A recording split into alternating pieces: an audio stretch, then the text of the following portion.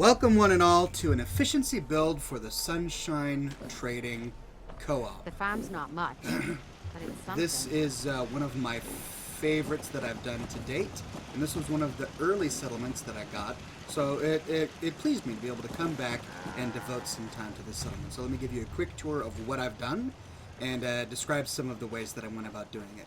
So the Wasteland Workshop just dropped a few days ago, and using it I was able to get a dog for my settlement instead of talking to Glenn. Is that the trader's name? Anyway, there's this roaming trader that's a random encounter that charges you $200, or I'm sorry, 200 caps for a guard dog for your settlement. And I had managed to collect 3 for my settlements until the DLC dropped, and now I can actually get a dog for each of my settlements, which is what I'm doing. So I've got my guard dog here, and I've got my I've got these missile turrets set about in strategic locations. Can't talk now. So your settlements get attacked from the same locations every single time, and over the days and weeks of playing the game, you start to remember where they're at. But if you don't remember where they're at, look on the ground for guns. Tons of guns, because what happens is the super mutants and raiders will die and their bodies will decompose, but their guns won't. They'll just stick around forever and ever, and so your settlements will start to collect all of these guns. And that's a great way to understand where you get attacked from if you don't know. So I've got this turret set up here, and it's positioned really high, and it's on the outskirts of the town, so that missiles from my missile turrets don't break my crops and other things when they explode with area of effect damage. I've got this guy set up here, although I'm not pleased with the way that it's floating down there, so I'm actually going to redo that and put it on a platform.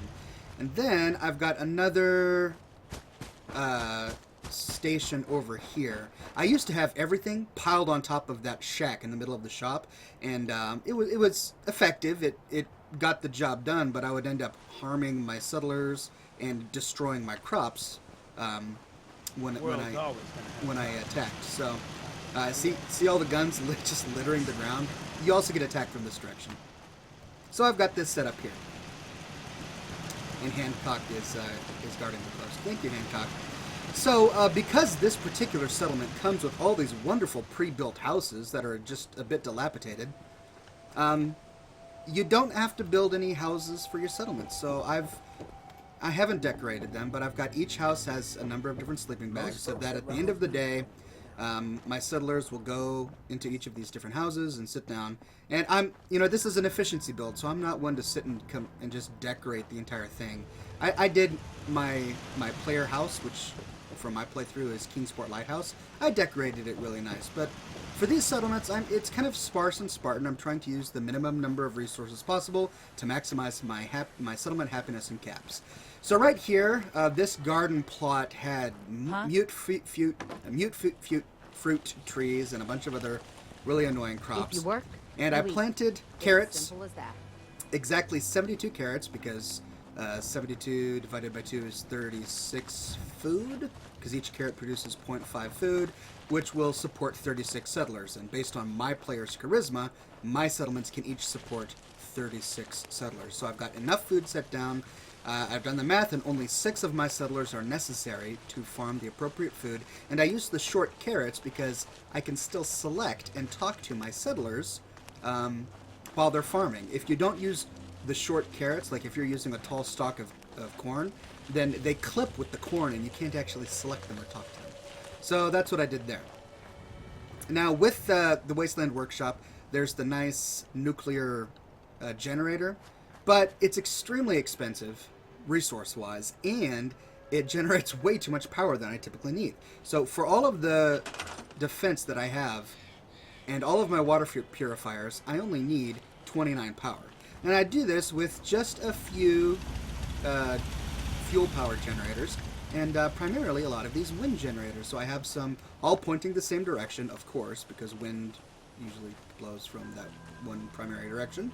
And I've got them on the shacks, and the one that I'm most proud of is that one right there. Yeah, it took quite a lot of finagling to get that to work. I had to use a jetpack to get up on top of this, and then use the jetpack to get up on top of this, and then use the jetpack to get up on top of this. wait for your AP to refresh, and then jump up onto this ledge, and then jump up onto the top. And that's how I got up here to place this. And then I had to use a mod to get this down onto it. Otherwise, it looked like it was floating on top. But that's really about it. I used the mod to push it down into the shack, which of course you would be able to do if it were a real settlement with welding or whatever. And then placing these little power conduits was just a pain in the butt.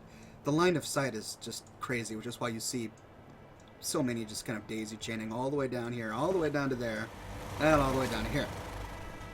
Now, I previously had water pumps just scattered all over the place, but thanks to the DLC, I now have these nice water purification systems. These water pumps, which are embedded in concrete, they do take power, so each of these takes 4 power, and I needed to get 36 water exactly, and I managed to do so with just 3 of these pumps and then 2 of these smaller water pumps. So I've got all of my water generated by this water tower over here,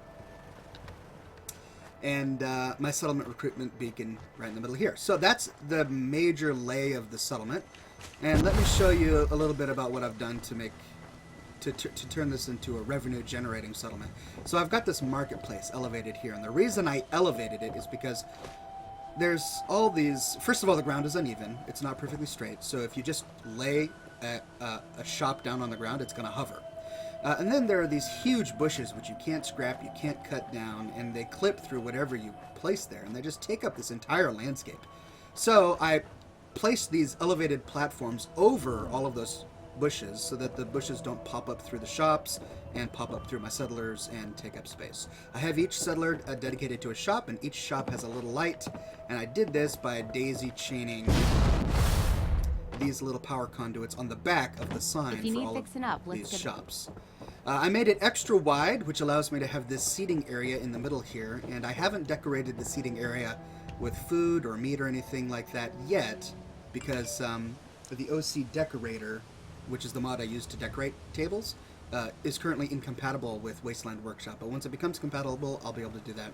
And then I showed you in another video on Oberland Station these seats, these stools that I place outside the bars, and I position them in just a certain way so that they minimize the space used while still allowing the settler to sit at them. And you saw my settler was sitting at it just a moment ago. And so they work well here. And I use the stools that have the backs so that you can predict which way they'll sit. Of course, they'll always sit with their backs against the back of the chair. That way they don't clip into the wings of these shops and so on. I find that at the end of the workday and at the beginning of the workday, the settlers will hang out by the bars. So if I want to predict where my settlers are going to go, I usually place down 1 bar or 1 or 2 bars in specific locations, knowing that my settlers are going to go there. So I've got 1 bar / restaurant up there, and the settlers tend to hang out there. And then I've got 1 bar / restaurant here, and the settlers tend to hang out here. And I've got my stools there, I've got my seating area there, I've got another seating area here.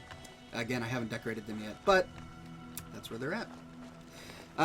I love these strings of lights. This came with the new Wasteland Workshop DLC, and I figured I'd waste a few resources just to hang some nice lights there. Now, oh no, my Professor Goodfeels is gone. Oh man. Alright, well, I was really excited to show you how I got Professor Goodfeels back. So, for those who don't know, this particular settlement, when you first arrive upon it, there's a robot called Professor Goodfeels. He's a handy bot that's been broken, and he runs around, he just walks around your settlement going, whoa, man, crazy, dude. He's just this laid-back robot. He's kind of fun. But the problem is there's a bug in the game where if you discover the settlement and then you fast travel away and then fast travel back, he disappears. Now, I managed to install a mod that allows me to respawn Professor Goodfeels, and I had him sitting right here on top of this dilapidated door where I've got this nice burning barrel, this barrel filled with burning wood, and I've kind of made like a marshmallow grilling station here. Ain't looking for trouble, I hope. But I must have done it incorrectly. It's kind of finicky to do. You've got to... Hope you ain't one of them. You've got to use a console command to get Professor Goodfeels to meet you at a different settlement. Then you need to assign him to this settlement, then fast travel here and use this terminal right here to issue him a command, and that keeps him here at the settlement. Now, obviously, I did it wrong, or else he would be here.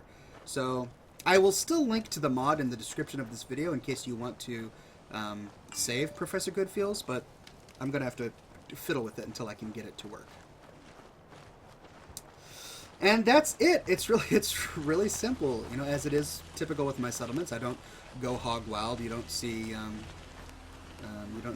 elaborate stuff, but it gives me just the right food, just the right amount of water for a large settlement that can attract up to 36 settlers, and your happiness will increase. My happiness is only 79 in this example because when I first started working on it, it had like 43 happiness. It was super low, and it's slowly regaining itself over time. So it is working, and it's going up, and I like it. So there you go, ladies and gentlemen, an efficiency build of the Sunshine Trading Co-op, complete with the dilapidated outhouse over there.